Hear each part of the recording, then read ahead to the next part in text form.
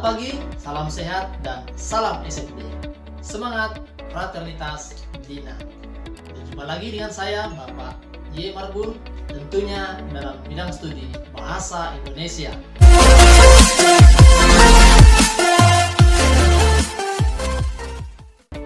Baik, di pertemuan sebelumnya, kita telah mempelajari tentang teks laporan hasil observasi.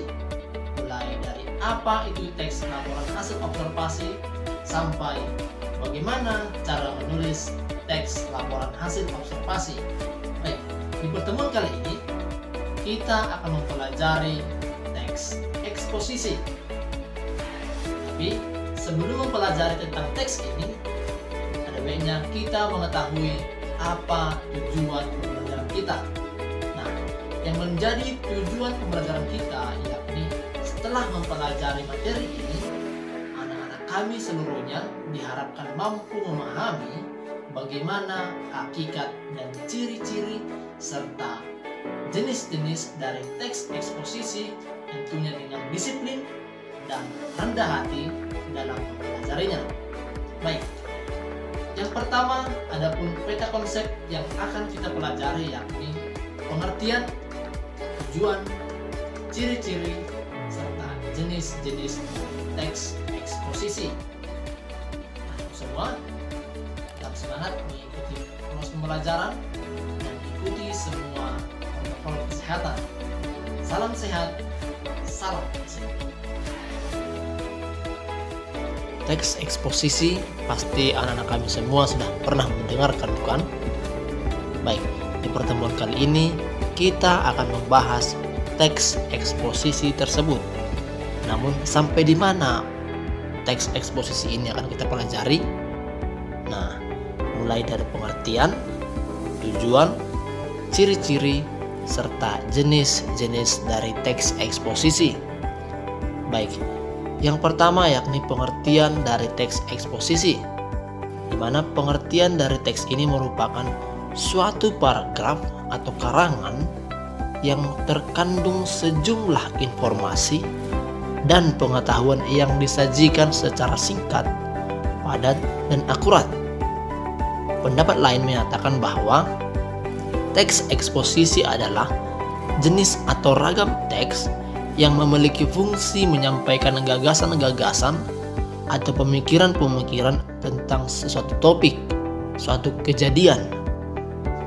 Paragraf eksposisi ini bersifat ilmiah atau berdasarkan dari pengetahuan. Baik, yang berikutnya yakni tujuan dari teks eksposisi. Adapun tujuan dari teks ini yaitu untuk menjelaskan informasi tertentu supaya dapat menambah ilmu pengetahuan si pembaca. Sehingga dengan membaca teks ini, maka si pembaca akan mendapatkan sebuah pengetahuan atau sebuah informasi tentang suatu hal atau sesuatu kejadian. Kemudian ciri-ciri dari teks eksposisi. Nah, adapun ciri-cirinya yakni yang pertama, teksnya itu singkat dan padat. Kemudian gaya informasi yang mengajak supaya kita bisa mempercayai tentang teks tersebut. Kemudian penyampaian teksnya secara lugas dan menggunakan bahasa yang baku. Lalu menjelaskan informasi-informasi pengetahuan. Kemudian tidak memihak, berarti tidak memaksakan kemauan dari si penulis terhadap pembacanya. Tidak memaksakan si pembaca agar percaya dengan apa yang ia sampaikan dari teks yang ia tuliskan. Kemudian penjelasannya disertai dengan data yang akurat atau bukti yang akurat. Lalu fakta yang digunakan sebagai alat konkret, alat yang nyata yang dapat dibuktikan kenyataannya. Kemudian umumnya dari teks ini menjawab pertanyaan apa, siapa, kapan, di mana, mengapa, dan bagaimana. Itulah dia ciri-ciri dari teks eksposisi. Berikutnya, jenis-jenis dari teks eksposisi. Ada beberapa jenis-jenisnya. Yang pertama yakni ada eksposisi definisi, proses, analisis, ilustrasi, perbandingan, laporan atau berita, klasifikasi, dan pertentangan. Baik, yang pertama yakni eksposisi definisi, yakni suatu paragraf eksposisi yang memaparkan definisi suatu topik tertentu. Contohnya, kentang merupakan umbi bawah tanah yang tumbuh di akar tanaman kentang. Tanaman ini berasal dari keluarga Naxaceae dan terkait dengan tomat dan tembakau. Nah, ini adalah contoh dari teks eksposisi definisi. Kemudian eksposisi proses, yakni langkah-langkah atau cara-cara untuk melakukan sesuatu hal, mulai dari awal hingga akhir. Contohnya, untuk membuat sebuah masker kentang, campur 3 sendok makan air kentang dengan 2 sendok makan madu. Aduk menjadi rata, oleskan ke wajah dan leher, biarkan selama 10 hingga 15 menit atau sampai mengering dan kemudian dicuci bersih. Nah, ini adalah merupakan langkah atau cara untuk melakukan suatu hal mulai dari awal hingga akhir. Oke. Kemudian berikutnya yakni eksposisi analisis, yaitu paragraf eksposisi yang memisahkan sesuatu masalah dari sesuatu gagasan utama menjadi beberapa subbagian, kemudian melakukan pengembangan secara beruntun. Contohnya seperti ini. Mie instan adalah makanan yang mengandung karbohidrat sederhana. Karbohidrat sederhana artinya jenis karbohidrat yang hanya bisa memberikan efek penuh sementara pada perut. Efek sementara ini akan membuat perut lebih lapar jika akan terstimulasi untuk makan banyak makanan. Jika Anda mengonsumsi terlalu banyak makanan, tubuh Anda akan menjadi gemuk dan bahkan bisa terserang oleh berbagai macam penyakit. Karena itu, makan mie instan ditambah dengan nasi putih secara bersamaan harus dikurangi dari sekarang.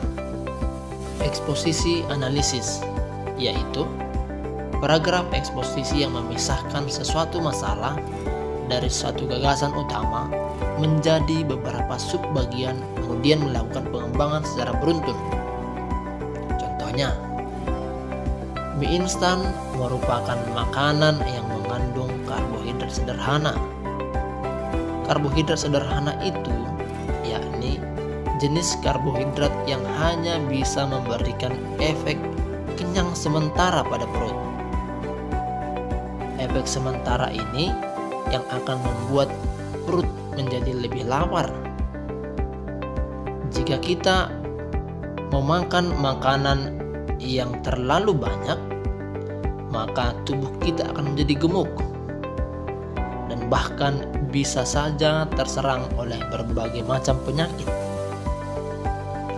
Karena itu, kalau kita makan mie instan dicampur dengan nasi putih dan kita makan secara bersamaan, sangatlah berbahaya dan haruslah dikurangi mulai dari sekarang.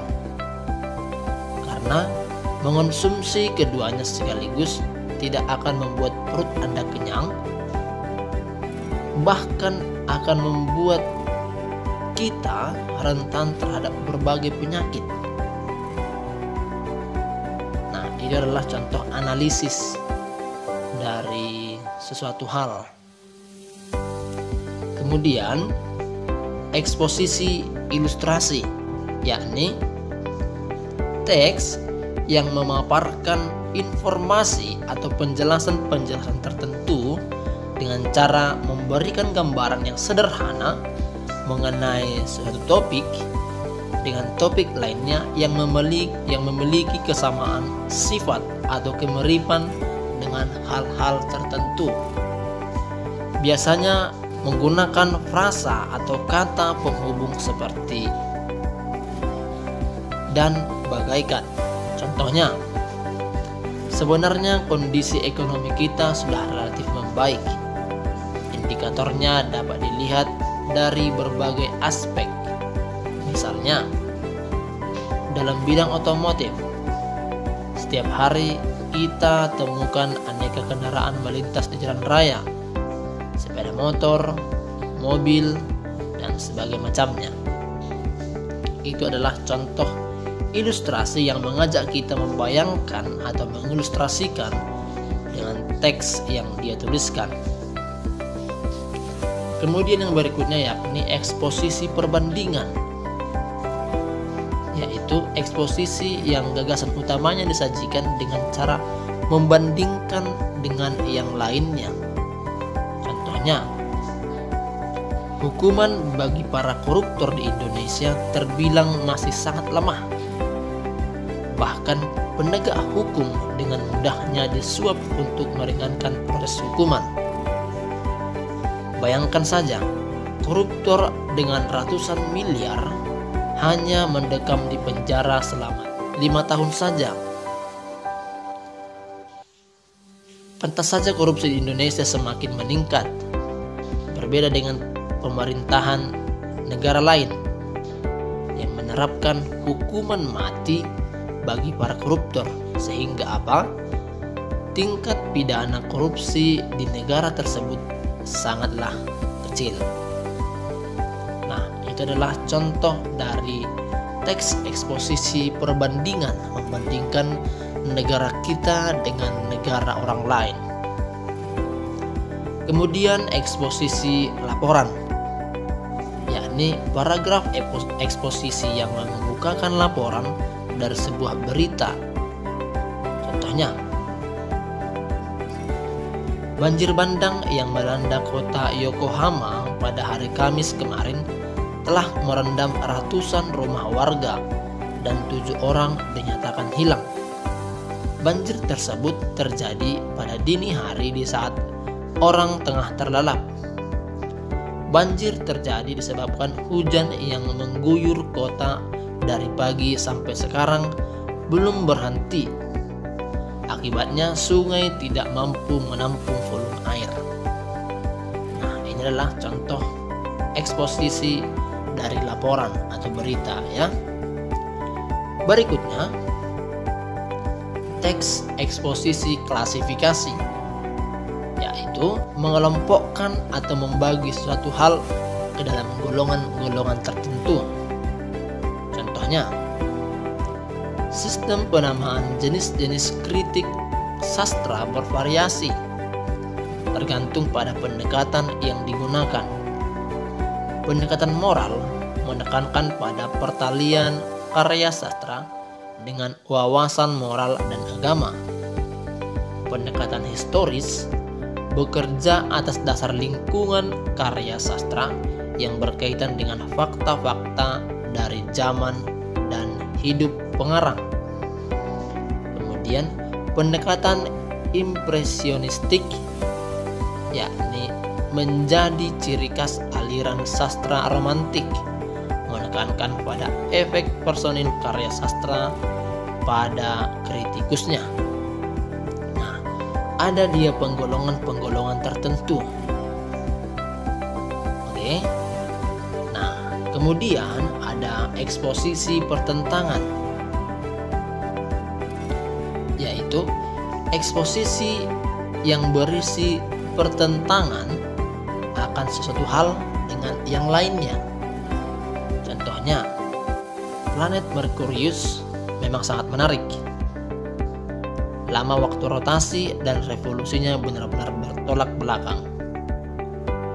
Merkurius hanya butuh waktu 88 hari untuk melakukan revolusi mengelilingi matahari. Namun, untuk berotasi di porosnya sendiri, planet ini butuh 59 hari. sangat kontras dengan bumi yang hanya butuh waktu rotasi 1 hari saja. Nah, pertentangan antara planet Merkurius dengan planet bumi, di mana tadi planet Merkurius butuh 59 hari, sedangkan bumi butuh 1 hari atau 24 jam. Nah, demikianlah pembelajaran kita untuk hari ini. Berharap kami semua mengerti dengan teks eksposisi, bagaimana jenis-jenis dari teks eksposisi. Tetap semangat, salam sehat, dan salam SMP. Semangat!